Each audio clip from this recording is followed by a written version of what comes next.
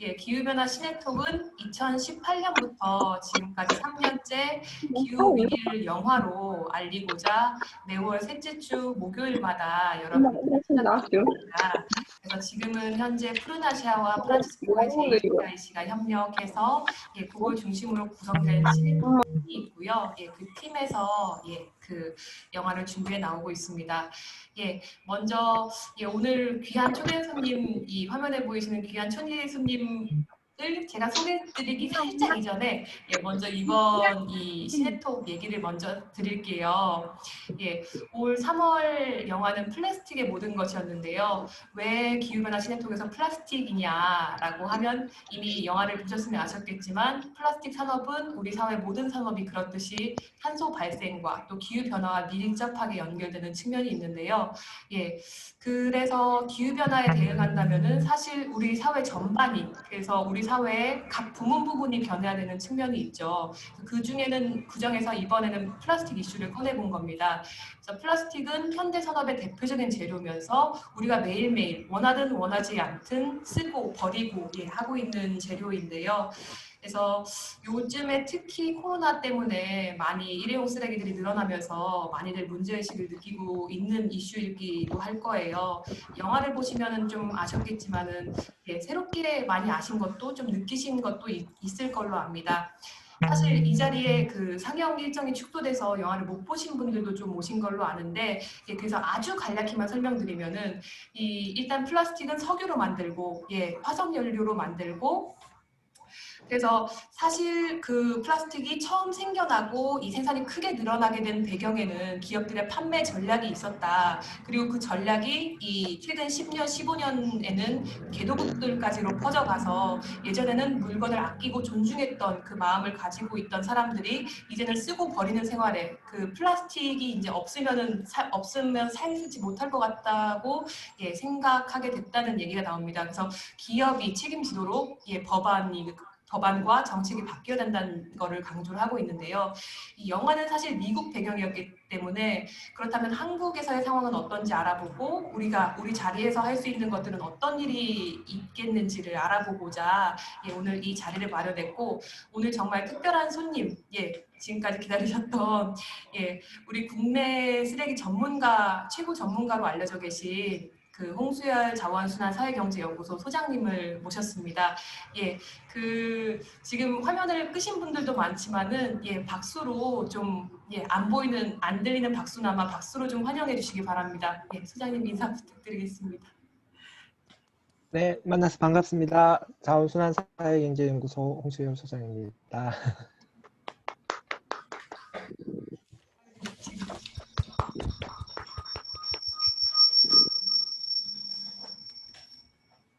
네. 네, 사실 소장님은 여기 포스터에도 나와 있듯이 별명이 쓰레기 박사님. 그래서 호를 스박으로 하는 거를 또 고려하고 있다는 얘기를 듣기도 했었습니다. 그래서 오늘 스박의 홍수열 소장님을 모시고 질문을 드려보려고 하는데 영화를 보고 나서 질문을 드려보려고 하는데 일단 저희가 12가지 질문을 준비했어요. 그래서 네네. 일단 저희가 준비한 질문들을 나눠보고 그 후에 지금 참가하신 분들께서 남은 질문이 있으시면은 나눠주시는 걸로 진행을 하려고 합니다. 그래서 오늘 1시간 동안 8시 반까지 진행을 한다고 보시면 되겠습니다. 예, 그러면 예, 먼저 이 첫 번째 좀 질문을 드리도록 하겠습니다.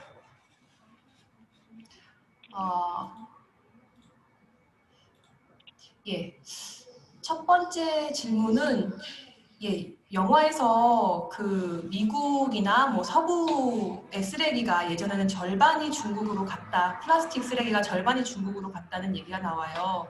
그래서 중국의 쓰레기를 안 받기로 한 2018년 이후에는 인도네시아 등 다른 나라로 가고 있는 상황이 나왔는데요.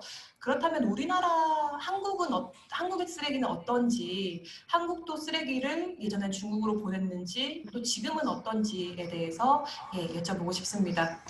일단은 그러니까 절반이 중국으로 갔다라고 하는 것은 약간 수치가 정확하게 해석을 해야 되고요. 그 선진국에서 발생한 플라스틱 쓰레기의 절반이 중국으로 갔다는 의미가 아니라 해외로 수출되는 플라스틱 쓰레기의 절반이 중국으로 수입이 되었다. 이런 의미거든요. 어쨌든 선진국에서 자국 내에서 처리 못하는 플라스틱, 재활용으로 분리 배출된 플라스틱을 해외에 수출 처리하는 방식으로 했는데 그 전체 거래량의 절반이 중국으로 간 거고, 2018년에 중국 정부에서 혼합 플라스틱의 수입을 전면적으로 금지를 한 거죠. 근데 이게 어떤 의미냐면 중국의 경우에는 선진국의 플라스틱 쓰레기를 수입해서 자국에서 재생원료로 가공을 해야 돼요. 왜냐하면은 자국의 플라스틱 산업이 그 재생원료가 필요하거든요. 그러니까 그 재생원료를 가지고 값싼 플라스틱 제품을 만들어서 다시 선진국에 수출하는 이런 구조, 산업 구조가 만들어져 있었거든요. 그런데 갑자기 중국 정부의 정치적 결단에 의해서 수입되는 쓰레기가 일시적으로 금지돼 버린 거잖아요. 그러니까 중국의 플라스틱 산업의 입장에서 보면 자기들은 물건을 만들기 위해서 재생원료가 필요한데 그 재생원료를 만들기 위한 외부의 쓰레기 조달이 금지되어 버린 것이죠. 네. 그래서 그 이후에 어떤 일이 발생했냐 하면은 중국의 재활용 업체들이 동남아시아로 자신의 설비를 들고 대거 옮겨갑니다. 그래서 선진국에서 중국으로 직수입되는 플라스틱 쓰레기를 동남아시아로 수입해서 거기서 재생원료로 가공해서 다시 중국으로 보내는 일종의 우회로가 만들어지게 된 것이죠. 그게 2018년 이후에 지금까지 이제 벌어지고 있는 문제였죠. 그래서 갑자기 동남아시아 국가들의 경우에도 중국으로 가던 쓰레기가 자국 내로 몰려 들어오니까 깜짝 놀라서 이제 자국 내 선진국에서 동남아시아로 수입되는 폐기물에 대한 규제를 동남아시아 차원에서도 하게 되고 국제적으로는 국가 간 이동에 관한 국제 협약이 있습니다. 그 바젤 협약이라고 하는데요. 바젤 협약이 2019년에 개정이 됩니다. 그래서 혼합 플라스틱의 경우에도 유해 폐기물과 마찬가지로 국가 간 이동의 통제 대상 폐기물로 분류가 새롭게 되면서 올해부터 적용이 돼요. 그래서 선진국에서 후진국으로 혼합 플라스틱을 수출하는 것이 통제 대상 폐기물로 분류가 되고요. 사실상 수출입이 금지되는 대상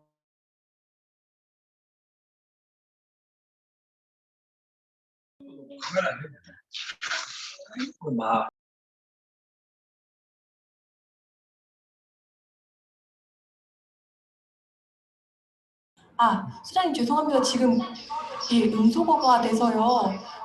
그 조정하는 와중에 죄송합니다. 다시 켜주시면 감사하겠습니다.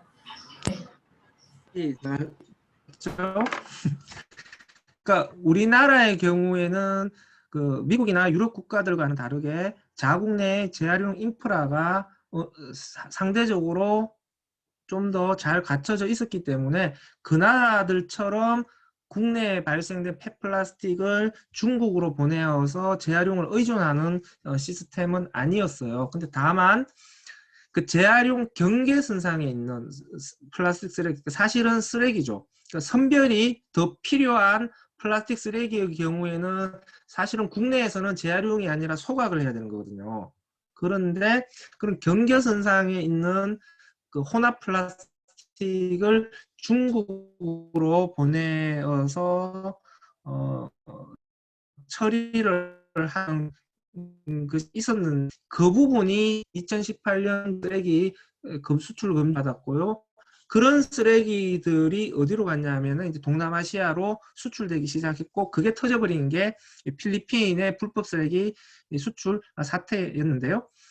그게 우리나라가 동남아시아로 혼합 플라스틱 쓰레기를 보내는 게 오랜 관행이거나 그 양이 아주 많지는 않았습니다. 그렇게 중국으로 가던 쓰레기의 양을 동남아로 돌리던 시점에서 필리핀 불법 쓰레기 수출 사태가 터지면서 우리나라의 경우에도 관련 규제가 강화되면서 2019년, 20년 이후부터는 외국으로 수출되는 양은 거의 줄어들었다, 없어졌다라고 봐도 무방할 것 같습니다.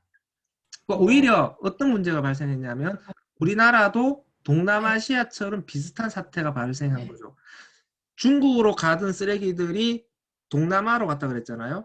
그것들이 한국으로 들어왔어요. 왜냐하면 한국에서는 재활용 업체들의 시설 용량이 상대적으로 크기 때문에 한국으로 들어와서 한국에서 재생원료로 가공된 다음에 중국으로 수출되는 재생원료가 이런 시스템이 만들어져서 우리나라도 깜짝 놀라서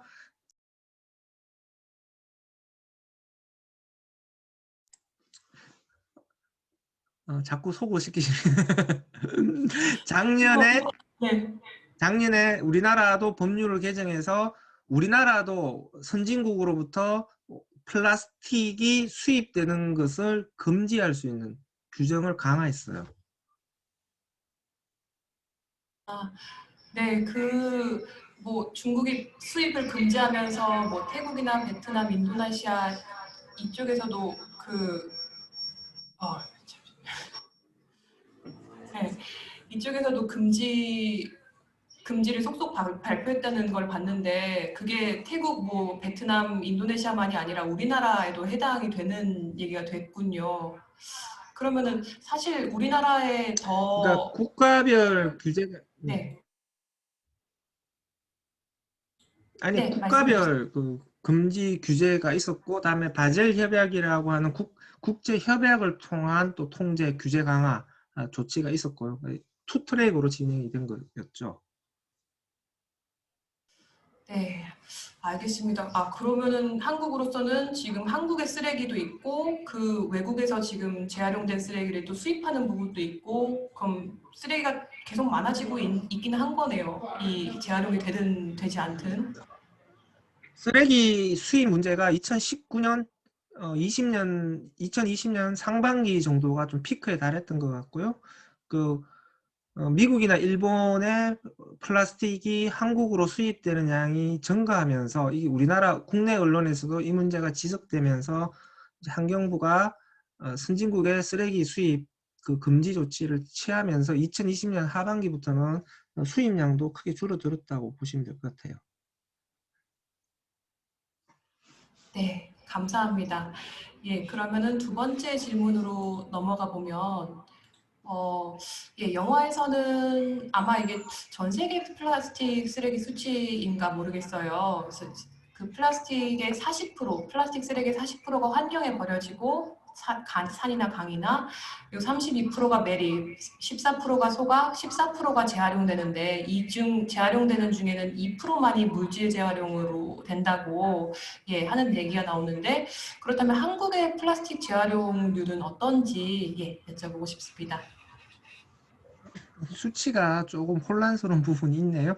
일단은 좀 정리를 해드리면 1950년부터 2015년까지 65년 동안의 평균에 대해서는 연구 논문에서 한번 발표가 되면서 그 수치가 통상적으로 많이 이용이 되죠. 재활용률이 9%, 소각이 12%, 79%가 매립이나 투기되었다라고 하는 수치가 일단 많이 언론 보도를 통해서 돌아다닙니다. 이것은 1950년부터 2015년까지 65년 동안의 세계 평균을 얘기하는 것이고요.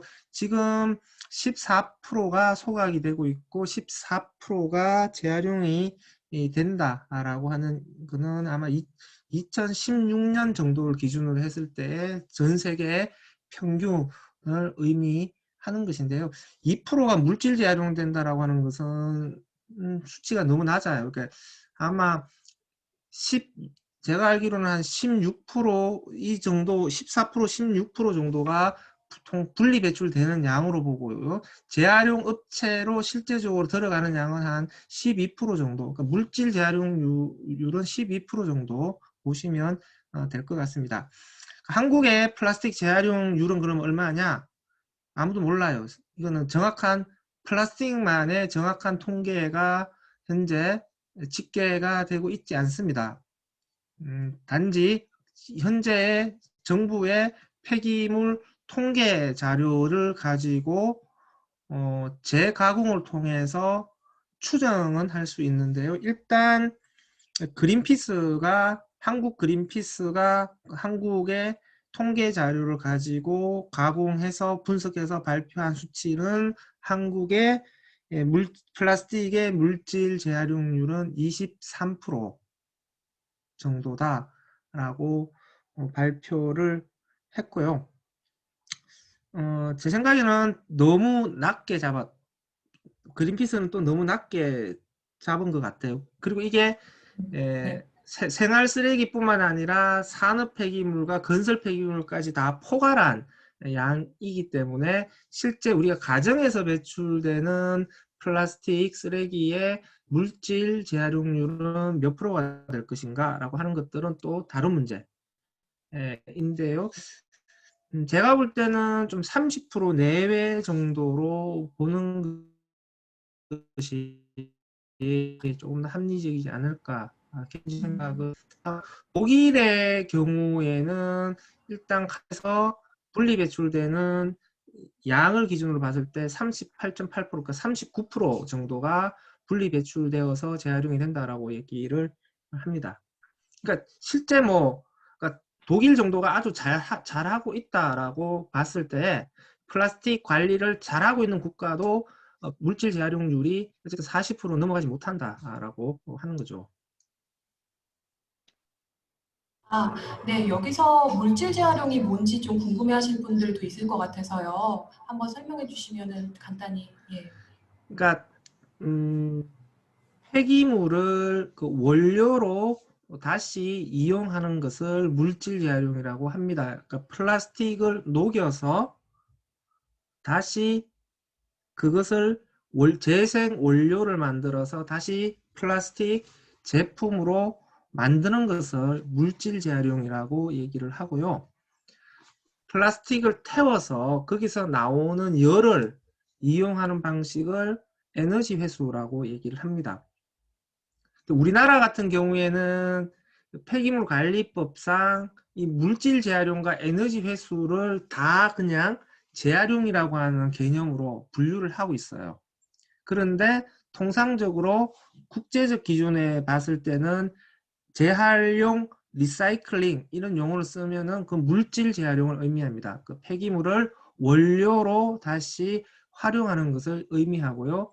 에너지 회수, 에너지 리커버리라고 하는 용어를 쓰면은 이것은 리사이클링과는 다른 개념으로 분류를 하는데 우리나라는 또 이걸 다 재활용으로 잡아버려요. 그래서 폐기물 통계상에서의 재활용률 이 나올 때는 이때의 재활용률 안에는 에너지 회수가 된 양도 같이 포함되기 때문에 한국의 재활용률은 물질 재활용률을 뜻하는 것이 아닙니다. 그래서 물질 재활용 중에서 한국의 폐기물 통계에서는 재활용률 중에서 에너지 회수율을 제거를 해줘야 진짜 물질 재활용률, 그러니까 외국에서 얘기하는 리사이클링 레이트가 정확하게 산정이 됩니다. 좀 복잡해요.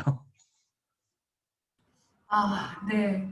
이번에 좀 재활용 개념이 좀 굉장히 좀 다양하구나라는 거를 좀 느낄 수 있을 것 같은데요. 그러면 흔히 우리가 아는 재활용된다. 아, 플라스틱 이렇게 우리가 분리배출하면 재활용될 거야라고 했던 거는 사실 물질 재활용이고, 예, 근데 많은 부분이 이 소각돼서 열에너지를 사용하는 걸로 해서 좀 넓은 의미의 재활용으로 분류가 된다고, 예. 그냥 비닐을 예로 들면 될 것 같아요. 우리가 가정에서 비닐을 분리 배출하잖아요. 그러면은 한국에서 비닐의 재활용률이 70%다. 만약에 이렇게 얘기를 하면 이때 비닐의 70%는 에너지 회수되는 양까지 다 포함돼요. 음, 그러니까 실제 비닐을 한국에서 가정에서 분리 배출된 비닐 중에서 가장 많이 재활용되는 것은 SRF라고 혹시 들어보셨을 거예요. 폐기물 고형연료라고 하는 것인데요. 그것을 압축 성형해서 석탄을 대체하는 연료로 태워요. 거기서 나오는 열을 이용하거든요. 그 양이 제일 많습니다. 그런데 이렇게 재활용하는 것은 국제적 기준으로 보게 되면 재활용으로 보지를 않는 거죠. 비닐을 재활용했다라고 하면은 비닐을 녹여서 그것을 가지고 뭐 건축용 자재라든지 이런 플라스틱 제품으로 만들어서 이용을 해야 재활용을 했다라고 보는 거거든요. 그러면 우리가 가정에서 분리 배출된 비닐 중에서 실제 그런 의미로 재활용한 양은 25% 정도밖에 안 돼요. 아, 네, 알겠습니다. 저희가 열심히 분리 배출해도 어쨌든 실질적으로 우리가 익히 알던 그 재활용되는 개념의 재활용이 되는 비율은 일단은 적다. 지금 소장님이 추산하시기로 한국으로에서는 한 30% 정도 되지 않을까 추산하신다. 라는 답을 들었습니다. 감사합니다. 세 번째 질문으로 그럼 넘어가 볼게요. 영화에서는 인도 플라스틱 소각장이 나와요. 아마 열에너지 회수의 장일 텐데요. 거기 인근 주민은 매일마다 거기 연기가 얼마 정도 나오는지를 본다고 하더라고요. 우리가 아침에 미세먼지 확인하듯이. 그래서 그 공해 그리고 질병으로 고통받는 장면이 나오는데 한국의 소각시설은 그 열에너지 회수 시설은 어떨지 정화시설이 잘 되어 있다면 그게 그러면은 지구나 사람한테는 온실가스나 유해물질 이런 걸로 영향을 주지 않는지 이런 게 좀 궁금합니다. 일단은 플라스틱이라고 하는 물질을 태우게 되면 오염 물질이 당연히 나오게 됩니다. 일단은 온실가스, 이산화탄소라고 하는 온실가스가 발생을 하고요. 다음에 다이옥신이나 중금속이나 이런 유해한 물질들이 발생을 하게 됩니다. 가장 최악의 방식은 노천 소각이죠. 깡통에 그냥 태우는 거죠. 그러면 태웠을 때 발생되는 오염 물질이 대기 중으로 바로 유출이 됩니다. 그러면서 주변 지역을 오염시키는 거죠. 근데 우리가 현대식 소각시설, 그러니까 최신 소각시설이라고 하는 개념을 얘기를 하게 되면 이것도 뭐 1세대, 2세대, 3세대 뭐 이런 식으로 세대 구분을 하는데 어쨌든 현대적인 오염 방지 시설을 갖춘 소각시설이라고 했을 때는 플라스틱을 태웠을 때 나오는 오염 물질이 그대로 굴뚝 밖으로 나가지는 않는 것이죠. 그 굴뚝 밖으로 나가기 전에 이제 오염 방지 시설이라고 하는 것을 거쳐서 나가도록 하고 있는데, 뭐 굉장히 전문적이고 복잡한 용어들이 나오는데요. 그냥 조금 쉽게 말씀드리면, 그 태웠을 때 나오는 오염 물질이 일단 먼지 같은 형태가 있고요. 그냥 가스 같은 형태가 있어요. 그러니까 이 먼지 안에는 미세먼지일 수도 있지만 또 중금속이라든지 다이옥신이라든지 이런 오염 물질이 또 그런 먼지의 형태로 있는 거거든요. 그러면 그 오염 그 방지 시설이라고 하는 것은 일단 먼지를 잡아줘요. 먼지를 어떤 식으로 잡아주냐? 활성탄이라고 하는 뭐 숯가루 같은 게 있거든요. 이 숯가루 같은 것들을 가스가 통과하게 되면은 그 오염 물질이 다 걸리게 되는 것이죠. 뭐 그렇게 일단 먼지를 잡아줄 수 있는 오염 방지 시설들이 있는 것이고, 그다음에 삭스나 낙스 같이 강한 산성을 띠고 있는 그런 오염 물질들이 있는데 이런 가스상의 형태예요. 이런 가스상의 형태는 약품을 투입을 해서 중화를 시켜주는 거죠. 그러니까 강한 산성 가스가 발생하게 되면은 알칼리 성질을 띠고 있는 그 약품을 뭐 건식이든지 섭식이든지 그러니까 물의 형태로 분무를 하든지 아니면은 고체 가루를 뿌리든지 뭐 이런 식으로 해서 가스를 중화시켜 주는 것이죠.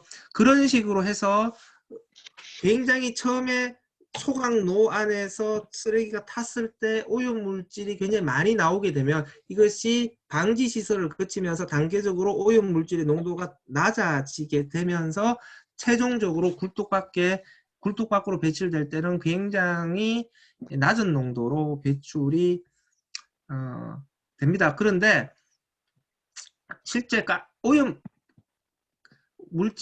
쓰레기를 태웠을 때 나는 오염 물질이라고 하는 게 눈에 보이는 건 아니잖아요. 그러니까 물론 뭐 시꺼먼 연기가 나오게 되면은 그건 누가 보더라도 오염 물질이 나간다라고 하는 것을 볼 수가 있는데, 지금은 방지 시설을 거치게 되면은 일단 시커먼 연기가 나가지는 않습니다. 그러면 일단 눈에 보이지 않는 그냥 형태의 공기가 나가는 걸로 보이게 될 텐데, 여기에서 진짜 방지 시설이 적정하게 가동을 해서 제대로 오염 물질을 걸렀느냐라고 하는 것은 확인할 수가 없잖아요. 그래서 이런 경우에는 감시 시스템이라고 하는 것들이 필요한데, 우리나라에서는 웬만한 규모의 그 소각 시설은 대부분 TMS라고 하는 자동 굴뚝 측정 장치라고 하는 것들이 설치되어 있습니다. 자동 굴뚝 측정 장치 같은 경우에는 그 굴뚝에서 이게 센서를 설치를 해서 오염 물질이 나가는 것을 실시간으로 측정을 하는 것이고요. 아마 소각시설 인근이나 사시면은 그 자동 굴뚝 측정 장치에서 측정한 오염 물질 농도를 바로 전광판을 통해서 실시간으로 시민들에게 공개하는 것을 볼 수가 있습니다. 그래서 일단은 현대식 오염 방지 시설을 설치해서 이것을 매뉴얼에 따라서 적정하게 잘 운영할 경우에는 오염 물질의 배출 농도가 굉장히 낮아진다. 오염 물질 배출을 제로로 하는 기술은 없습니다.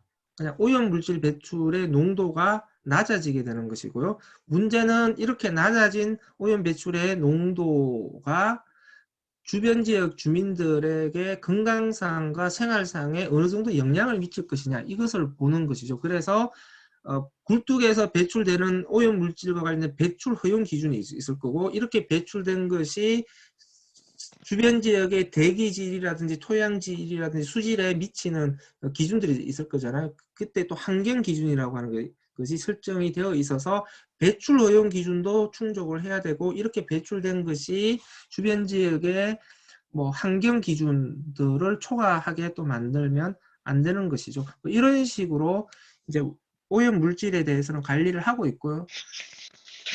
플라스틱을 태웠을 때 나오는 온실가스와 관련해서는 소각장 굴뚝에서 온실가스를 제거할 수 있는 오염 방지 기술이 설치되어 있지는 않습니다.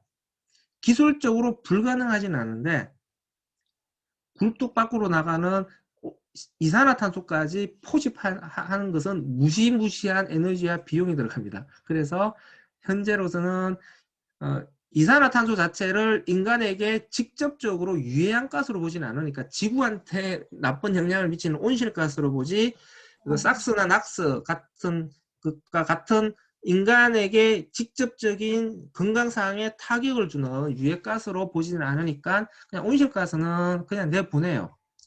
그래서 기후위기라고 하는 관점에서 보게 되면은 플라스틱을 소각시켰을 때 그 온실가스가 다량으로 굴뚝 밖으로 배출된다라고 하는 측면은 굉장히 풀지 못한 문제가 되는 것이고요. 중금속이나 다이옥신 같은 오염 물질의 관점에서 보면은 현대 소각 기술로서는 제가 볼 때는 적정하게 가동된다라고 하는 걸 전제로 했을 때는 이미 충분히 통제 가능한 수준으로 왔다라고 판단이 되는데, 이 부분도 사실 절대적인 건 없습니다. 이게 그 다이옥신과 같은 오염 물질의 주변 환경 영향 혹은 건강상의 영향이라고 하는 것이 뭐 20년 후에 나타날 수도 있고 40년 후에 나타날 수도 있는 문제라서 절대적으로 안전한 것이다 라고 100% 단정을 내리기에는 아직까지는 데이터가 부족합니다. 그런데 지금까지의 데이터로 보게 되면, 한국의 상황만 보면 본격적으로 대형 폐기물 소각시설을 운영한 것이 1990년대 후반부터 2000년대 초반입니다. 그러면 지금 한 20년 이상의 운영 경험을 가지고 있고, 그 운영 경험을 토대로 주변 지역의 환경 영향을 조사한 데이터를 가지고 있는데, 이 지금까지의 데이터만 보게 되면은 최신 방지 시설 같은 소각 시설이 적정하게 운영된다는 것을 전제로 했을 때는 건강상의 영향 혹은 주변 환경의 영향이 우리가 우려하는 만큼 그렇게 크지는 않다라고 잠정적으로 이야기를 할 수가 있습니다. 그런데 지자체가 운영하는 소각시설이 아니라 민간 업체들이 운영하는 산업 폐기물 소각시설의 경우에는 조금 문제가 되는 케이스들이 나타날 수도 있다라고 생각을 합니다. 아, 네. 아, 정말 소장님이 아니셨으면 못 들었을 것 같은 굉장히 자세한 답변 감사합니다. 아, 좀 굉장히 좀 영화에 이어서 또 새로운 사실들을 알게 되는 것 같은데요. 일단 기준을 잘 지켰을 때 최신 이 정화 시설은 어느 정도 오염 농도를 낮출 수는 있다. 그게 0은 되지 않지만 근데 또 온실가스, 이 이산화탄소에 대한 부분은 지금 유해물질로는 규정이 되어 있지 않기 때문에 거기에 대해서 걸러주는 시설은 없는 상태다. 예, 그러니까 라는 얘기. 영화에서의 이제 예, 3세계 저소득 국가들에서의 소각 시설의 경우에는 왜냐하면 방지 시설이라고 하는 것 자체가 굉장히 시설 자체도 비싸고요. 그 방지 시설에 약품을 투입해서 가동을 해야 되기 때문에 운영 비용도 비쌉니다. 그러니까 그런 비용을 투자할 여력이 되지 않을 경우에는 제대로 된 방지 시설을 갖추지 않은 소각 시설을 설치해서 운영하게 되는데 이렇게 되면은 심각하죠. 그 주변 네. 지역 자체가 다이옥신으로 심각하게 오염이 되고 분명하게 건강상의 타격을 받게 됩니다. 아, 네. 어쨌든 뭐 한국이 시설이 잘 돼서 뭐 유해 물질을 걸러줄 수 있다고 해도 한국만 안전한다고 되는 문제는 아니겠네요. 그러면은 일단 다음 문제로 그러니까 시설 넘어가겠습니다. 자체가 나쁜 놈이 아니라 그 시설을 또 운영하는 문제를 사람이 나쁜 거죠. 준비했는데 아, 시설 자체가 나쁜 게 아니라 시설을 운영하는 사람이 나쁜 거죠.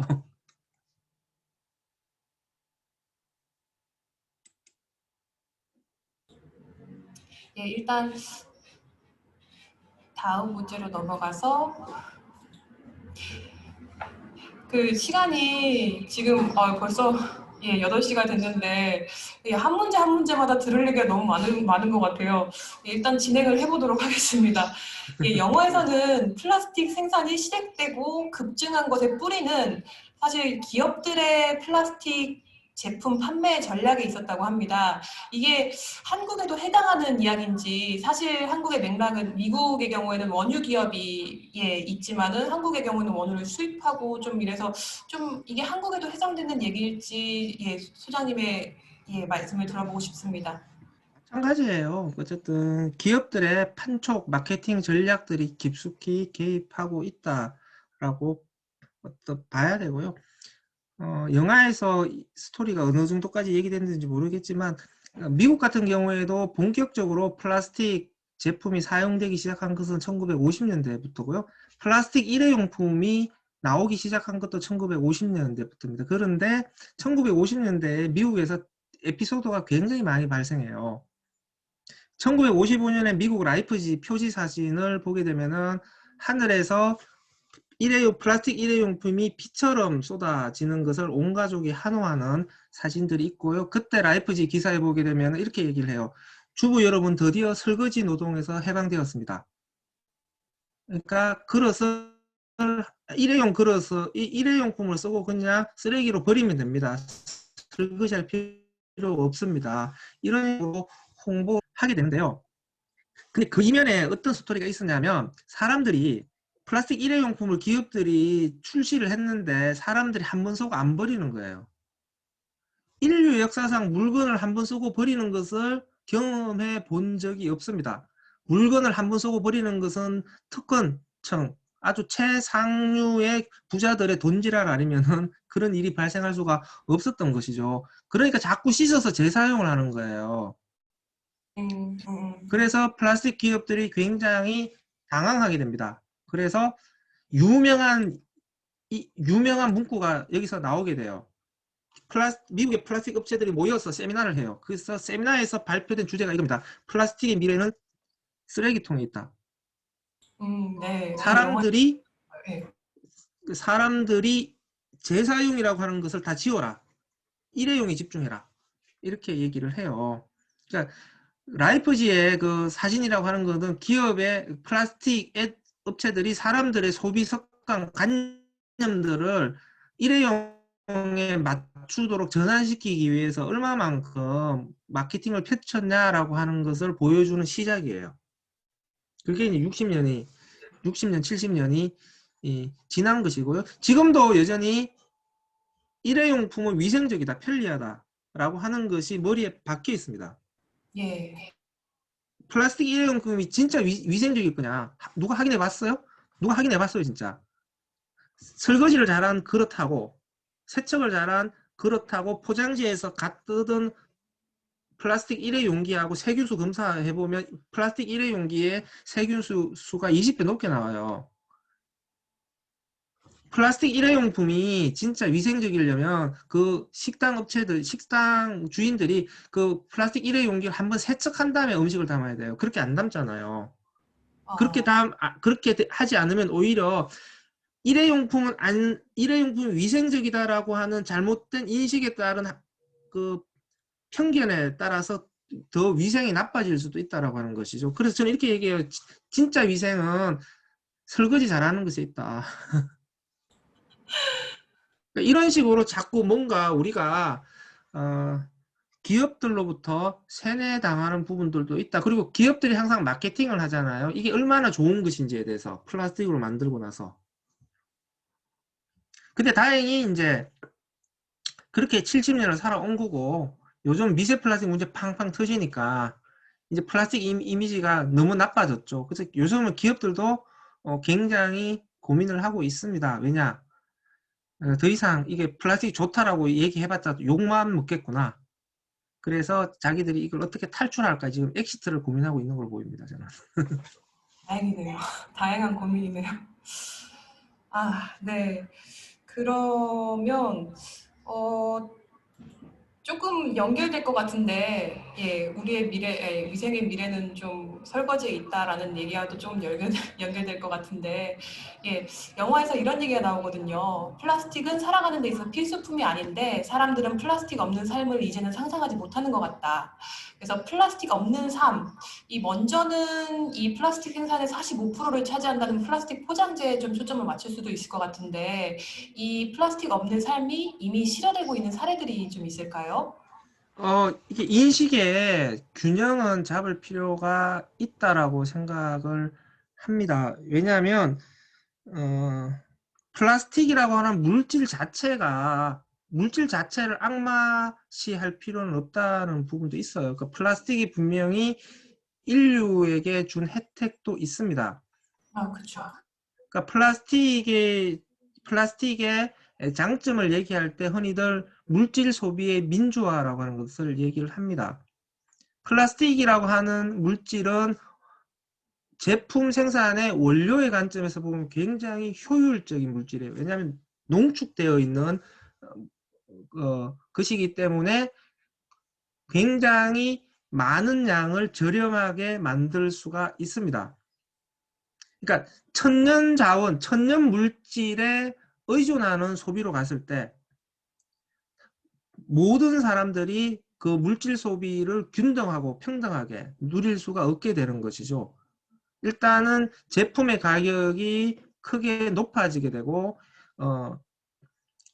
상류층 위주의 소비와 밑에 일반 서민들의 소비의 수준의 차이가 비교할 수 없을 정도로 커지게 됩니다. 이 격차를 좁혀준 것이 플라스틱이다라고 얘기를 합니다. 그래서 이걸 물질 소비의 민주화다라고 얘기를 하고요. 그러니까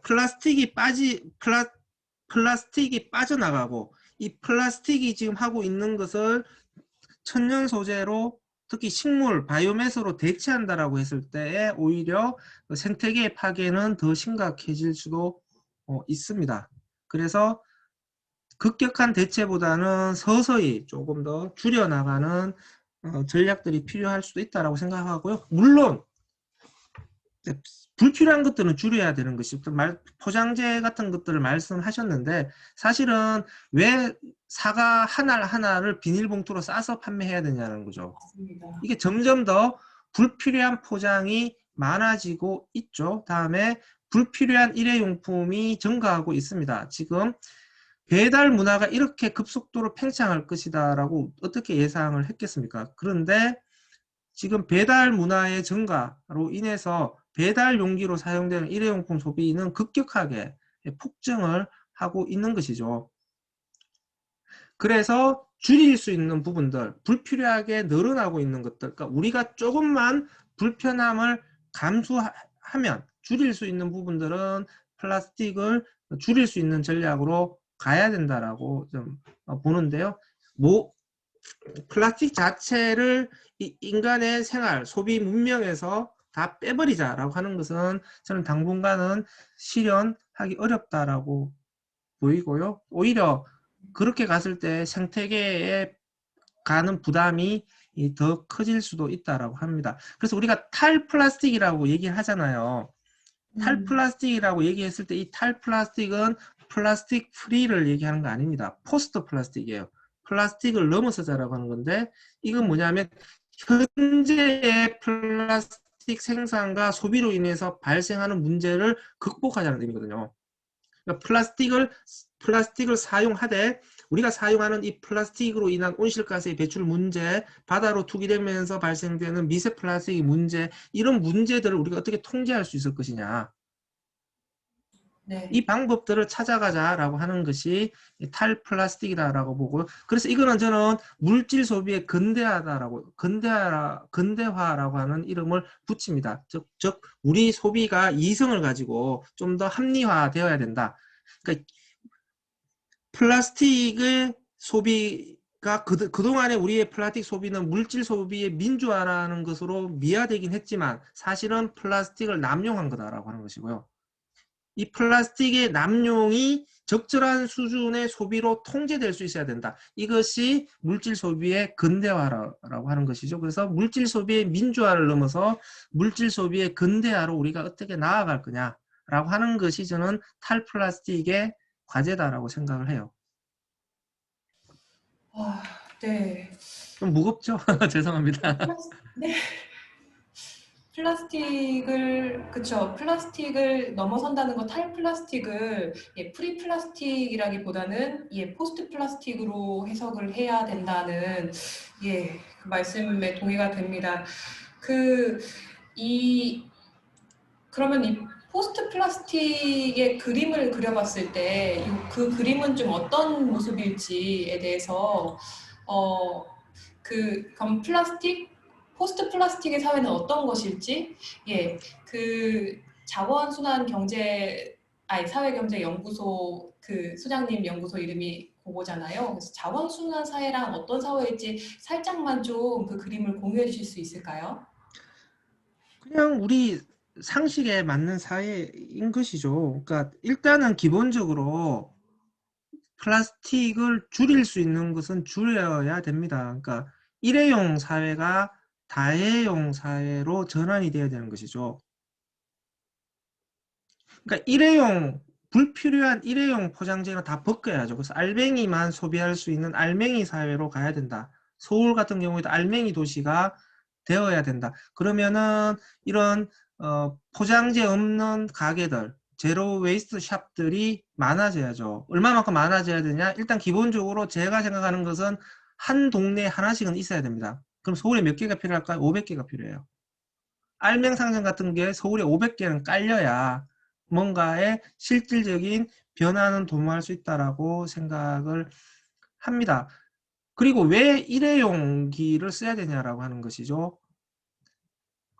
다회용기를 써야 되는 것이죠. 그러니까 커피를 마실 때도 다회용기로 테이크아웃 한 다음에 그것을 다시 그 커피 전문점으로 반환할 수 있는 시스템이 만들어져야 되는 것이고요.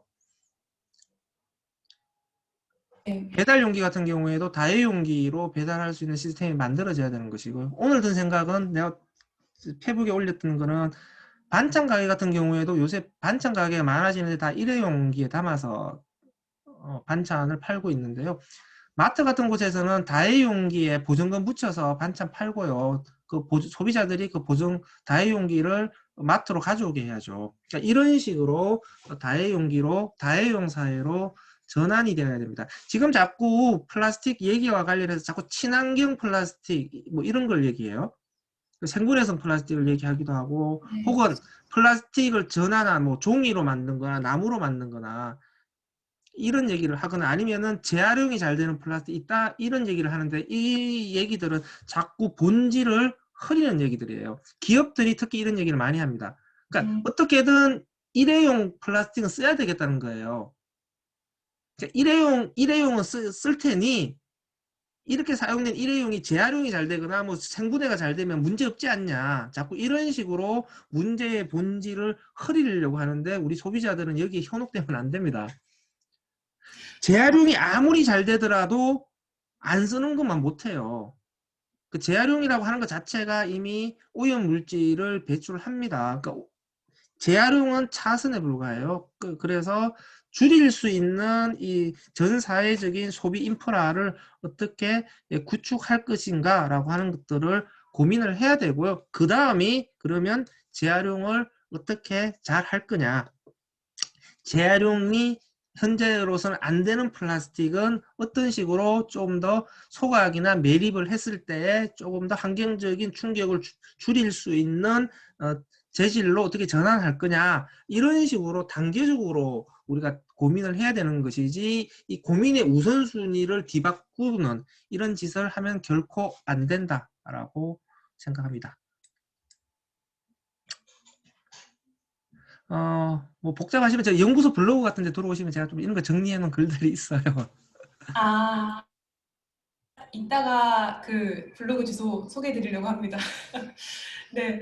그 생분해 플라스틱에 대한 질문이 이따가 좀 있어서 마침 지금 얘기가 나와서 잠시 그 생분해 플라스틱에 대해서 좀 설명을 해주시면 좋을 것 같아요. 그러면 생분해 플라스틱을 사실 지금 본질을 그 얘기하면은 좀 의미가 없는 거지만은 그럼 생분해 플라스틱은 진짜 좀 그 이게 좀 그래 그냥 플라스틱보다 나은가 이런 궁금증을 플라, 가지고 계신 분들도 있거든요. 플라스틱은 일단은 지금까지 나온 플라스틱은 보면 크게 세 가지 그룹이 있다라고 일단 이해를 하시면 됩니다. 첫 번째 석유로 만든 플라스틱. 그러니까 석유로 만들었으면서 잘 분해가 안 되는 플라스틱. 두 번째 생분해성 플라스틱. 생분해성 플라스틱은 기존의 플라스틱보다 분해가 빨리 일어나는. 그러니까 기존의 플라스틱이 분해되는데 몇백 년이 걸리는 거라면 생분해성 플라스틱은 분해되는데 몇 년 안 되는, 원래는 1년 이내로 분해가 다 되는 뭐 이런 걸 봐야 되는 건데 어쨌든 분해가 굉장히 급속도로 빨리 일어나는 플라스틱. 그런데 이 생분해성 플라스틱은 다 옥수수로 만들 거다라고 생각하는데 그렇지는 않습니다. 석유로도 만들 수도 있고요. 옥수수로 만들 수도 있고 뭐 해초로 만들 수도 있고 나무로도 만들 수 있고 그래요. 어쨌든 생분해성 플라스틱은 석유로 만들든 옥수수로 만들든 분해가 아주 빨리 일어나는 플라스틱. 이게 생분해성 플라스틱.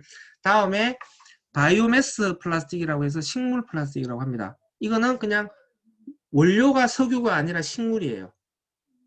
그러니까 식물로 만든 플라스틱인데 이 식물로 만든 플라스틱은 그냥 원료가 식물일 뿐이지 반드시 분해가 잘 된다는 보장은 없어요. 그러니까 식물로 만들었다고 하더라도 기존의 석유로 만든 플라스틱과 똑같은 상태로 만들어버리면 분해가 안 일어나요, 잘. 근데 어쨌든 식물로 만들었다라고 하는 차이가 있는 것이죠. 이렇게 크게 세 가지 그룹의 세 가지 종류의 플라스틱이 있다라고 했을 때 우리가 너무 극단적으로 이분법적으로 보면 안 돼요. 왜냐? 각각의 플라스틱이 가지고 있는 장단점이 있어요. 그러니까 우리가 이런 세 가지 종류의 플라스틱을 봤을 때 이 세 가지 종류의 플라스틱을 적절하게 잘 활용할 수 있어야 된다. 뭐냐? 각각의 플라스틱이 장점을 최대한 발휘할 수 있는 분야에 이용을 해줘야 돼요. 무분별하게 막 생분해성 플라스틱이 모든 분야에서 석유 플라스틱보다 우월하다라고 얘기하는 것은 잘못된 접근법이에요. 가령 일회용 컵을 생분해성 플라스틱으로 대체한다라고 생각을 해보세요. 그러면 도시에서 일회용 컵은 분리 배출하거나 종량제 봉투로 배출해야 되는데 일단 생분해성 플라스틱은 재활용이 되지 않아요. 그럼 분리 배출하면 안 되겠죠. 그럼 종량제 봉투에 넣어요. 그럼 종량제 봉투로 들어가게 되면 도시에서 나오는 대부분의 쓰레기는 소각장에 갑니다. 태워요. 소각장 안에서 플라스틱을 태우는데 태운다라고 하는 것에서 분해가 빨리 일어난다라고 하는 것은 아무 의미가 없습니다. 이런 경우에는 도시에서 사용되는 플라스틱의 경우에는 차라리 재활용이 잘 되는 석유로 만든 플라스틱이 더 재활용이 안 되는 생분해 플라스틱보다 더 좋을 수도 있어요. 그러면 생분해 플라스틱은 어디가 좋으냐? 환경에 투기가 잘 일어날 수 있는 영역들. 바다에 사용되는 어구들, 그 양식장에 사용되는 부표들 이런 것들은 우리가 일부러 버리지 않더라도 그것이 사용되는 특성에 따라서 환경에 유실이 잘 일어납니다. 바다로 어쨌든 잘 버려져요. 이런 경우에는 플라스틱이 바다로 들어가게 되면은 분해가 되지 않으면 미세 플라스틱 문제를 심각하게 일으키는 거잖아요. 이런 영역은 그냥 기존의 플라스틱보다는 분해가 잘 되는 플라스틱이 훨씬 더 환경에 유리하죠. 그럼 이런 영역은 빨리 생분해 플라스틱으로 대체시켜 주는 것이 좋겠죠. 다만 생분해가 진짜 잘 돼야 되는 것이죠. 아직까지는 기존에 지금까지 나왔던 생분해 플라스틱은 자연환경 조건에서 우리가 생각하는 것보다는 생분해가 잘 되지 않습니다. 10년, 20년 지나도 생분해가 안 된 상태로 돌아다니는 것도 있어요. 그래서 자연의 투기가 잘 될 수 있는 영역들, 어구라든지 농촌 그 멀칭용 비닐이라든지 이런 쪽을 생분해 플라스틱으로 대체시키되 지금보다 생분해의 기능성이 훨씬 더 좋아져야 된다라고 하는 게 하나가 있고, 세 번째, 식물로 만든 플라스틱은 어떤 경우에 장점을 가지냐? 식물로 만들었다라고 하는 것은 태웠을 때 온실가스 배출이 되지 않는다는 장점이 있어요. 그게 탄소 중립이라고 하는 개념인데요. 식물이 가지고 있는 이산화탄소는 광합성을 통해서 공기 중에 있는 이산화탄소를 갖고 온 거잖아요. 그래서 식물을 태웠을 때 배출되는 온실가스는 원래 공기 중에 있는 것들이 식물로 들어왔다 다시 나가는 것이기 때문에 대기 중에 온실가스 농도를 인위적으로 증가시키지 않는다고 봅니다. 이걸 탄소 중립이라고 하는 거죠. 그래서 식물로 만들었으면은 태우더라도 온실가스 배출 문제에 기여한다. 아니, 온실가스 배출을 줄일 수 있다. 그래서 기후온난화에 기여한다. 이렇게 보는 겁니다. 그러면 재활용이 되지 않는 플라스틱들, 재활용이 되기 어려운 종류의 플라스틱의 경우에는 식물 플라스틱으로 대체시켜 주는 것이 어차피 재활용이 되지 않고 태워야 되는 것이라면 온실가스 배출을 줄이는 게 좋은 거죠. 이런 경우에는 석유로 만든 플라스틱보다는 식물로 만든 플라스틱을 보급하는 것이 환경에 도움이 되는 것이죠. 그러니까 이렇게 종류에 따라서 적합한 역할을 맡기는 것이 중요하지, 마치 하나의 플라스틱이 모든 다른 플라스틱의 문제를 해결하는 것처럼 그런 만능의 플라스틱은 없습니다, 지금. 네. 다시 본질로 돌아가는 게 좋겠다는 생각이 듭니다. 설거지가 예, 설거지가 답이다 하는 본질로 돌아가는 게 좋겠다는 생각이 듭니다.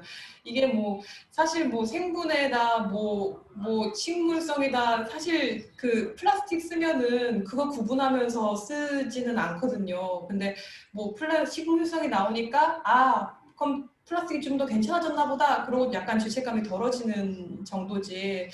그래서 그거를 진짜 소비자들이 좀 단합해서 이거를 하지 않는 한은 일단 최대한 덜 쓰는 걸로 가야 되지 않나 생각이 좀 들고요. 지금 이제 말씀드렸던 시간 5분 정도가 남았는데 양해를 조금 수장님과 참가자분들한테 구하면 지금 한 질문 드릴 게 3개 정도 남은 것 같아요. 그 질문을 드리고 좀 마무리를 하는 게 어떨지 저는 괜찮 괜찮습니다. 참가자분들도 괜찮으시면은 일단 그렇게 진행을 하도록 하겠습니다. 그럼 다음 질문으로 일단 넘어가 볼게요.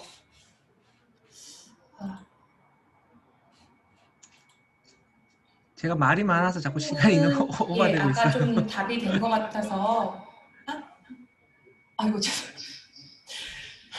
정말 죄송합니다. 지금 저희 사실 굉장히 지금 이 미숙해요. 미숙해서 지금 이 아마 하울링 되는 소리도 들리실 거예요. 그래서 제가 소장님 말씀하실 때는 제가 음소거 빨리 하고 막 이렇게 가고 있거든요.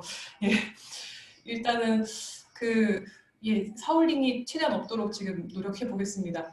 예, 9번은 사실 이 전에 얘기들을 통해서 좀 설명이 된 것 같고요. 위생이라는 인식 자체에 대한 좀 전환이 예, 우리에서부터 먼저 일어나야 되지 않을까. 일회용품이 무조건 깨끗하고 안전하다. 예, 이런 인식에 대해서 좀 수정이 필요하지 않을까라는 말을 그 전에 해주신 것 같고요.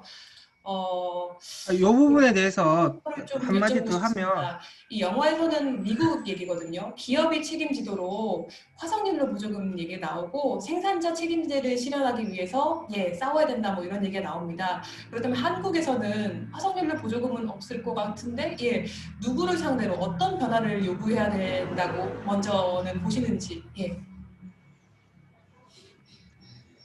음, 다 변해야 되는 거죠. 그러니까 항상 이제 요즘 제가 강의를 할 때 툰베리의 말을 인용하면서 강의를 합니다. 툰베리가 이런 말을 했죠. 우리에게 필요한 것은 희망이 아니라 더 많은 행동이다. 라는 이야기를 했습니다. 쓰레기 문제, 플라스틱 문제를 해결하기 위해서 우리에게 필요한 것은 더 많은 책임과 더 많은 행동이거든요. 그럼 누가 더 많은 책임과 더 많은 행동을 해야 되냐? 소비자와 생산자 모두가 더 많은 책임을 지고 더 많은 행동을 해야 됩니다. 왜냐하면은 생산자가 할 수 있는 것과 소비자가 할 수 있는 것들이 달라요. 그러니까 각자의 지점에서 각자가 해야 될 역할들을 해야 되는 것이죠. 그러니까 서로의 책임을 떠넘기기 하면 안 된다라고 하는 것이죠. 지금 기업들에 대한 책임을 요구하면서 어떤 사람들은 묘하게 소비자 책임을 면제하려고 하는 식으로 가는 경우도 있어요. 우리가 그런 것은 분명히 경계해야 된다라고 생각합니다. 지금 분명히 생산자가 책임져야 될 것들이 분명히 있습니다. 그리고 기존에 생산자들의 해야 될 책임들, 역할들을 자꾸 소비자 실천이라고 하는 것으로 은폐시키면서 갔던 부분도 있습니다. 그런 부분들은 분명히 바로 잡아야 되는데 그렇다고 하더라도 소비자의 책임이 면탈되는 것은 아니다라고 하는 것이죠. 그러니까 일단은 기본적으로 생산자들이 해야 될 건 뭐냐면은 굳이 써도 안 되는 것들은 플라스틱 사용을 줄여야 되는 거죠. 포장재 사용을 줄이고 해야 되는 것이죠. 그리고 다회용기 사용을 할 수 있도록 혹은 재사용이 잘 될 수 있도록 그와 관련된 생산자들의 생산 단계에서 물건을 그렇게 잘 만들어야 되는 부분들이 하나가 있는 거고요. 그다음 두 번째, 재활용이 또 잘 되는 구조로 만들어줘야 되는 것이죠. 일단 물건을 만들 때부터 쓰레기 문제를 제발 좀 신경 써라 라고 하는 것이 일단 첫 번째가 되겠고요. 두 번째로는 이제 소비자가 기업이 그렇게 물건을 만들어주면은 분리배출 철저하게 해야 되는 것이고, 다음에 쓰레기를 줄일 수 있는 선택지가 주어진다면 쓰레기를 줄일 수 있는 소비를 해야 되는 것이죠. 그러니까 제로 웨이스트 숍과 일반 슈퍼마켓이 우리 동네에 있다라고 한다면 우리는 제로 웨이스트 숍을 많이 이용해야죠. 이건 이제 소비자들이 해야 될 역할이다라고 생각을 합니다. 그래서 소비자 관점에서 보면은 저는 소비자가 해야 될 것들을 다시 두 가지로 구분을 해요. 소비자 실천과 소비자 행동으로. 소비자 실천은 소비자가 응당해야 될 역할들을 하는 겁니다. 분리배출을 잘하고 어쨌든 이 일회용품 사용을 줄일 수 있는 소비를 하는 것은 소비자 실천이라고 얘기를 하고요. 소비자 행동이라고 하는 것은 소비자가 실천할 수 있도록 기업이 물건을 제대로 만들어줘 라고 요구하는 것은 소비자 행동이라고 합니다. 자, 내가 장바구니 들게. 근데 장바구니 안이 비닐로 가득 차지 않도록 만들어주는 것은 생산자의 역할이야. 그러니까 내 장바구니 안이 비닐로 가득 차지 않도록 물건 똑바로 만들어 라고 생산자들한테 요구를 해야죠. 이게 바로 소비자 행동입니다. 소비자 행동이 제일 좋은 건 뭐예요? 소비자 어택, 플라스틱 어택 공격을 해야죠. 살면서 쌓인 스트레스 울분들 생산자한테 비닐 던지면서 풀어야죠.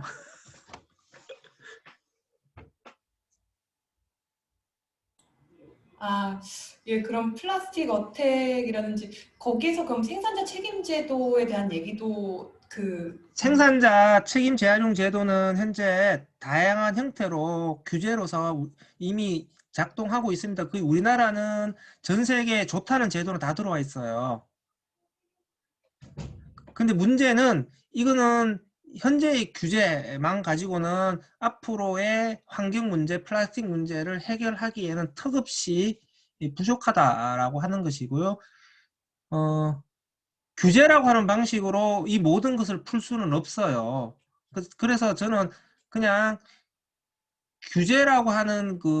전 규제라고 하는 우회로가 아니라 기업들이 바로 생산자 눈치 보면서 알아서 바뀌도록 만들어주는 게 가장 효율적이고 효과적입니다. 그래서 우리가 소비라고 하는 것으로 기업들에게 회초리를 때려야 된다. 물건 제대로 만들지 못하면 아예 사지 말아야 된다. 뭐 이런 게 중요한 거죠. 그래서 와, 기업을 괴롭힐 수 있는 108가지 방법들을 각자가 다 고민해야 되는 거죠.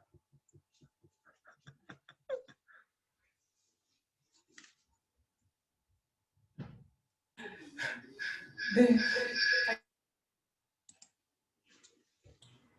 네, 그 잠깐 덧붙여 여쭤보자면은 어, 한국에서 혹시 일회용 사용 금지 또는 제한 정책이 가까운 시일 내로 어떻게 풀릴 거라고 좀 전망하시는지. 사실 이게 작년 같은 경우에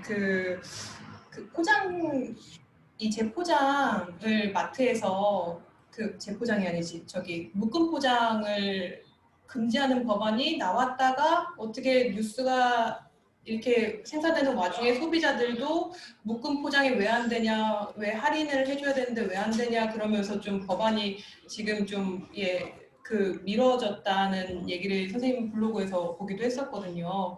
그래서 여기에 관련된 좀 전망을 어떻게 하시는지 간략하게만 좀 알려주시면 감사하겠습니다. 일단 채팅창에서 9번 질문에 대한 설명 더 해달라는 제가 좀 뭔가 얘기하려고 했는데 그것 때문에 자꾸 요청이 들어오는데요. 아까 위생 문제와 관련해서 제가 뭐 말하려고 했던 거는 그거예요. 그러니까 배달 음식이나 뭐 하여튼 그 일회용 컵 대체하고 자기 컵 머그컵 들는다든지 아니면 공유컵을 들다든지 뭐 이런 얘기를 하게 되면 항상 나오는 얘기가 있어서 그래요. 그러니까 유독 이런 것에 대해서만 가혹한 잣대를 들이대면서 자꾸 문제를 팔려고 그래요. 뭐 이 세척하면서 나오는 뭐 폐수 문제는 어떻더니 뭐 그게 위생이 어떻더니 그걸 여러 번 사용하게 되면은 그 스크래치가 나서 오염 물질이 나오는 거 아니냐니 그러니까 계속 안 되는 이유만 찾아요. 그러니까 저는 그렇게 얘기해요. 하기 싫다는 거잖아. 하기 싫다는 것을 왜 이렇게 복잡하게 설명해? 그런 식으로 따지면은 음식점 가서 밥은 어떻게 먹냐라고 얘기를 해요. 음식점에서 플라스틱으로 된 밥그릇에서 가서 밥 사 먹잖아요. 그럼 그 음식점에서 쓰는 그 밥그릇은 재사용하는 거 아니냐는 거예요. 똑같은 거거든요. 그런 것에서는 밥 잘 먹으면서 유독 뭐 다른 쪽에서 일회용품을 다회용기로 바꾸자라고 하면은 굉장히 막 이상한 잣대를 들이대면서 문제가 있다라고 지적을 하는데 좀 제발 그러지 말자. 라고 싫으면 싫다고 말해라. 그러면 제대로 싸우기는 할 수 있는데 그 얘기 그냥 하고 싶었어요.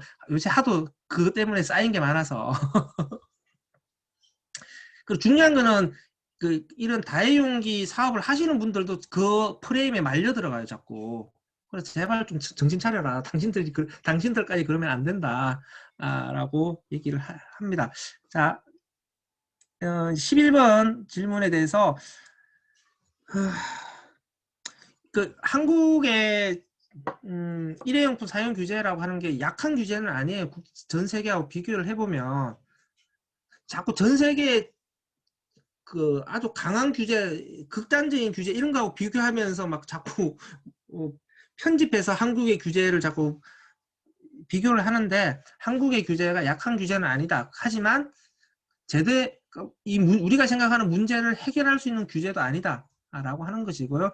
일회용품 사용 규제는 사실상 전 세계 모두가 직면하고 있는 문제다. 일단 요 전제를 먼저 깔고 싶고요. 일단 한국의 경우에도 그 원래는 2018년 전까지만 하더라도 한국의 일회용품 규제가 전 세계에서 굉장히 강화된 앞서가는 규제였는데 지금은 일정 부분 역전된 부분들이 있습니다. EU라든지 미국의 일부 준하 도시라든지 아니면 뭐 케냐 같은 곳에서 오히려 더 대담하고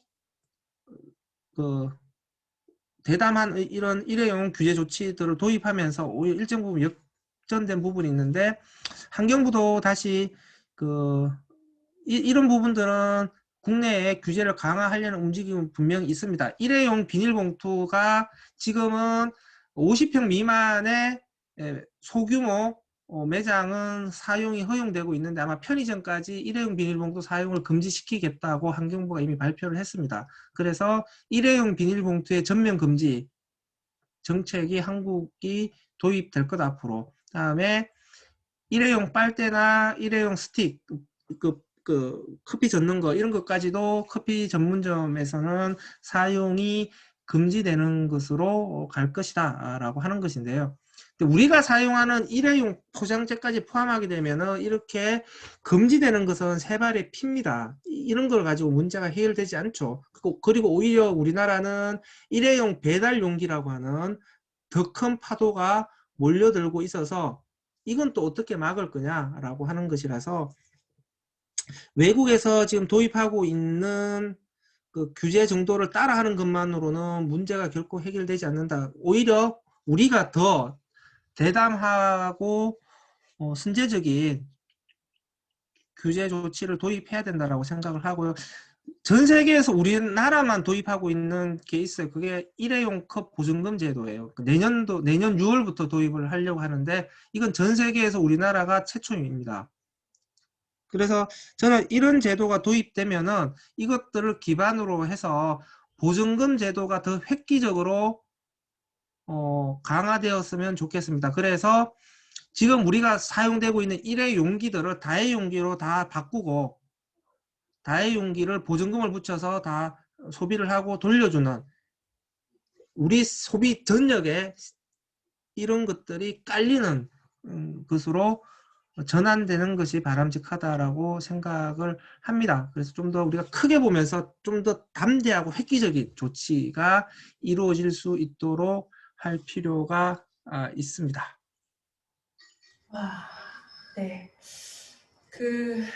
예, 지금 참가자분들이 계속 지금 1시간이 넘었는데도 계속 좀 들어오시고 계신 분들이 있어요.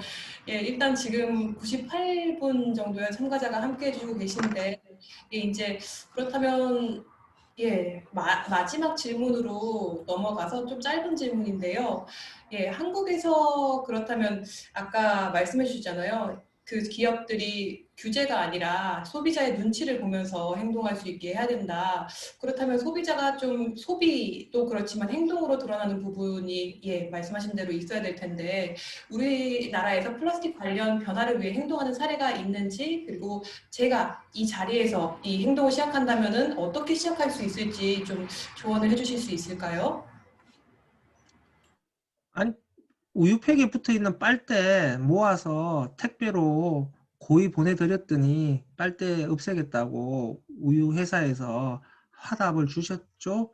다음에 스팸 뚜껑 보냈더니만 스팸 뚜껑 명절용 포장에 한해서 스팸 뚜껑을 제거했다. 뭐 좀 어정쩡하겠죠. 그냥 제거하려면 확 제거하지.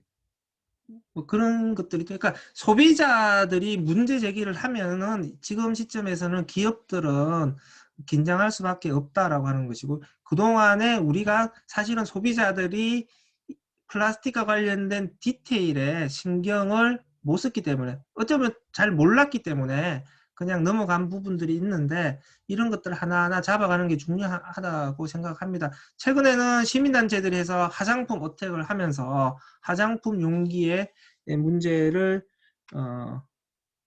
제기를 하셨죠. 그러니까 결국은 우리가 생활 속에서 소비하는 것들에서의 문제들을 구체적으로 인식하는 게 중요하다고 생각합니다. 그래서 저는 앞으로 자원순환의 문제는 총론에서 강론으로 가야 된다라고 항상 주장을 하는 것이죠. 그러니까 제가 이제 책에도 썼지만 계속 얘기하잖아요. 가령 종이 포장재 같은 경우에도 왜 멀쩡한 종이 써지 굳이 비닐을 입히냐? 비닐 코팅을 왜 하냐? 비닐 코팅하면은 그 종이에 코팅된 비닐도 플라스틱이에요. 그런 걸 히든 플라스틱이라고 얘기를 합니다. 그러면 생산자한테 야 꼭 이 비닐 코팅 해야 되는 거야? 그 홍삼 제품들이 또 엄청 그런 게 많더라고요. 화장품 용기 포장 종이 포장재도 그런 것들이 있고요. 그래서 그런 부분들에 대해서 어택을 해야 되고요. 전 개인적으로 일단 배달 용기 어택들을 지금 빨리 해야 되는 거 아니냐. 그래서 오늘도 환경단체하고 얘기하고 왔는데 일단 지구의 날에 지구 모형의 용기에 배달 용기를 가득 넣어서 우리 배달 업체들한테 지구의 날을 맞이하여 배달 용기가 가득 탄 지구를 좀 배달해주는 퍼포먼스를 한번 해보자.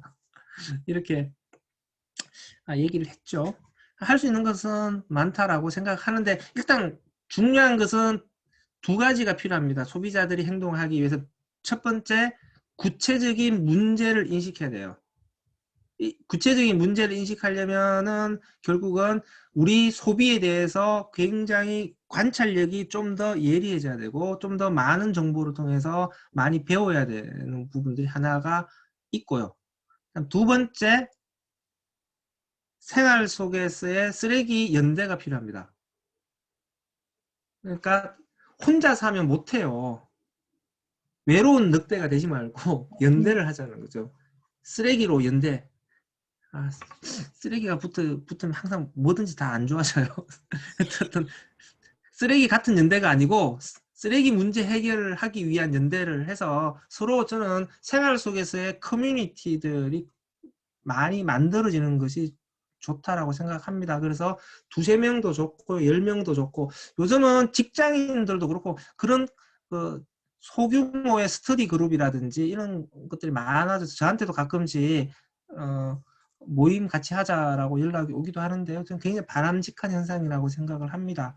그래서 뜻을 같이 하는 사람들끼리 뭉쳐서 문제 해결을 위해서 우리는 뭘 할 수 있을까? 요즘은 소비자 행동하기 딱 좋잖아요. 왜냐하면은 그냥 메일 폭탄은 쏴도 되고 아니면은 그쪽 기업들의 SNS에 가서 인스타그램에 가서 댓글 달기 놀이를 해도 되고 그러니까 우리가 문제를 제기할 수 있는 편리하게 할 수 있는 경로가 굉장히 많다라고 생각을 합니다. 그래서 이런 문제 제기는 소비자 행동은 시민단체 같은 단체, 환경단체만 할 수 있는 점유물이 아니라 일반 소비자들도 쉽게 할 수 있는 것이다 라고 하는 인식을 우리 스스로가 가지는 것이 중요하다라고 생각을 하고요. 아니면 청와대 들어가서 국민 게시판에 청원이라도 하시면 좋잖아요. 네. 그리고 껌 같은 것도 좋죠. 껌도 플라스틱이거든요. 껌 플라스틱인데 그러면은 그 껌을 바닥에 뱉으면 안 돼요. 그러면 그게 바닥에 눌러붙었다가 결국은 조금씩 가루로 떨어지면서 바다로 들어갈 텐데 그게 또 미세 플라스틱이 되는 거거든요. 그러면 이제 우리 껌 회사들한테 또 요구를 해야죠. 제가 볼 때는 껌 포장재에 그냥 가운데에 굵은 글씨로 바닥에 뱉지 마시오. 껌은 플라스틱입니다. 라고 아주 굵고 큰 글씨로 아예 껌 포장재에 써놔야 된다고 생각해요. 그러니까 이런 것들도 그 생산자 보고 좀 해라. 도대체 뭐 하고 있냐 지금. 이렇게 따져 물어야죠. 담배꽁초에 대해서 뭐 자꾸 하니까 이제 요새 KTNG가 조금 뭐 담배꽁초 투기하지 맙시다라고 하는 캠페인 같은 것들을 요새 좀 하긴 하던데요. 제가 볼 때는 더 세게 해야 돼요. 아직까지 정신 차리는 멀었어요. 그러니까 KTNG 다니시는 분 없으시죠? 그러니까 제가 이런 말 했다고 이러시면 안 됩니다. 아, 예. 제가 이제야 좀 그 채팅창을 보고 있는데, 예, 껌 씹고 계셨던 분이 좀 놀라시는 게, 예, 혹시 지금 껌을 씹고 계셨던, 예, 선생님이 계셨습니다. 어, 예, 아까 전에 제가 좀 설명이 됐다고 생각해서, 이제 마지막 질문은 끝났는데, 아까 설명이 됐다고 생각해서 좀 넘어간 7번 질문에 대해서 다시 좀 채팅창에 물어주신 분이 계셔서, 그것만, 예, 많이, 다시 여쭤보고 하겠습니다. 그 질문은 그럼에도 우리가 씻고 이 쓰레기들을 씻고 말리고 막 헹구고 이런 것들이 의미가 있을까? 예, 요 질문이었는데요. 어떤 예, 거요? 다시요? 예, 그 기업들이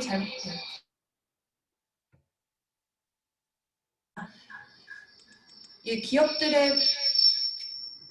죄송합니다. 예, 기업들의 변화와 제도의 변화가 중요하다는 건 알았는데 그럼에도 예, 제로 웨이스트는 의미가 있냐? 헹구고 말리고 분리수거하는 건 의미가 있냐? 이런 아니, 거였어요. 제가 얘기했잖아요. 소비자의 역할과 기업의 역할은 다른 거라고. 근데 하나만 잘해서는 되는 게 아니라고 같이 잘해야 되는 거죠. 기업이 물건을 아무리 잘 만들어도 그 소비자가 그러니까 분리배출을 안 하면 쓰레기로 버리면 재활용하기 아무리 좋도록 물건을 만들어도 의미가 없는 거잖아요. 그러니까 소비자만이 할 수 있는 것들이 있어요. 분리배출을 잘하는 거, 다음에 분리배출할 때 오염물질 제거하고 씻어서 배출하는 거. 이런 것들은 소비자만이 할 수 있는 거죠. 그러니까 소비자가 해야 될 것들은 해야 되는 것이죠. 요즘 인터넷에서 돌아다니는 황당한 정보 중에 하나가 플라스틱 같은 경우에 플라스틱 재활용하는 업체에서 씻어서 재활용하니까 소비자는 안 씻어도 되는 거 아니냐. 이런 건데요. 걸레가 들어가면 아무리 빨아도 걸레예요. 우리가 걸레를 넣고서 행주가 나오라고 요구하면 안 되는 거예요. 그러니까 좋은 재생원료가 만들어지기 위한 출발은 기업이 재활용이 잘 되도록 만들어야 되고 우리가 분리배출할 때 깨끗하게 잘해야 돼요. 앞단에서 이게 받쳐주지 않으면 후단에서 아무리 잘해도 소용이 없는 것이죠. 그래서 지금 자꾸 제가 반복해서 강조드리는 것은 생산자의 책임을 강조하는 것이 소비자 책임을 면탈하는 건 아니다라는 거예요. 네. 아, 감사합니다. 예, 이렇게 일단 준비된 질문은 다 정말 알차게, 예, 다시 한번 영화에 이어서 또 다른 정말, 예, 우리가 현실에 직접, 예, 적용할 수 있는 그것들을 알아보는 시간을, 예, 소장님께서 마련해 주신 것 같은데요. 예, 그, 예, 일단 선생님들께 질문 시간을 못 드리게 된 점 죄송하고, 예, 1번 질문에 대해서 질문을 주신 분도 계셨는데, 예, 이 세션은 나중에 영상으로 또 아니면 글로 예, 참가하신 분들께 다시 보실 수 있게 좀 편집해서 공유를 하도록 하겠습니다. 예, 저기 일단 그 함께 아더 분리배출 어떻게 해야 되는지에 대한 채팅창에 질문들 많이 올라오시는데요. 요 질문에 대한 부분들은 저희 연구소 블로그에 제가 정리해 놓은 것들이 많이 있습니다. 여기 들어와서 보시면 좀 정리가 될 겁니다. 네, 그래서 블로그와 함께 예, 소장님의 베스트셀러, 예, 그건 쓰레기가 아니라고요. 예, 지금 정승은 선생님 들고 계신데요. 예, 예, 여기도 하나 있습니다. 그래서 여기에 보시면은 분리 배출에 관한 예, 정말 상세한 안내가 돼 있어서 그것들과 또 자원순환 사회 대안이 어떤 건지 그림도 조금 그려가 보실 수 있을 것 같고요. 그리고 아까 전에 블로그 말씀하셨던 거는 자원순환사회경제연구소 조아조요 쓰레기 박사, 예, 여기 아래쪽에 예, 주소를 찾아보실 수 있을 겁니다. 네이버 블로그로 있고요. 그리고 또 같이 하나 소개시켜드리고 싶었던 거는 예, 우린 일회용이 아니니까 여기선 좀 이 행동을 어떻게 할 수 있는지에 대한 팁을 좀 얻을 수 있을 것 같습니다. 그래서 소비자로서 어떤 실천 그리고 어떤 행동을 해야 될지를 예, 알아가 보실 수 있을 소스를 소개시켜드리고요.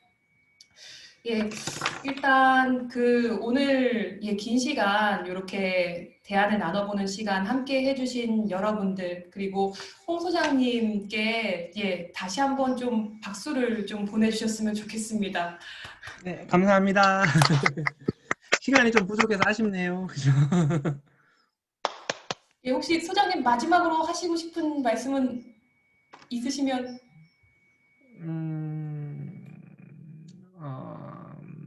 어쨌든, 그러니까 결국은 소비자들의 우리들이 깨어있는 인식, 소비 이런 게 중요한 것 같습니다. 그래서 이런 모임들과 이런 교육, 토크의 기회들이 좀 더 많아졌으면 좋겠고요. 그러니까 우리 서로의 커뮤니케이션, 대화들을 통해서 우리가 무엇을 해야 될 것인지에 대한 그, 그 연대의 흐름들을 갔으면 좋겠습니다.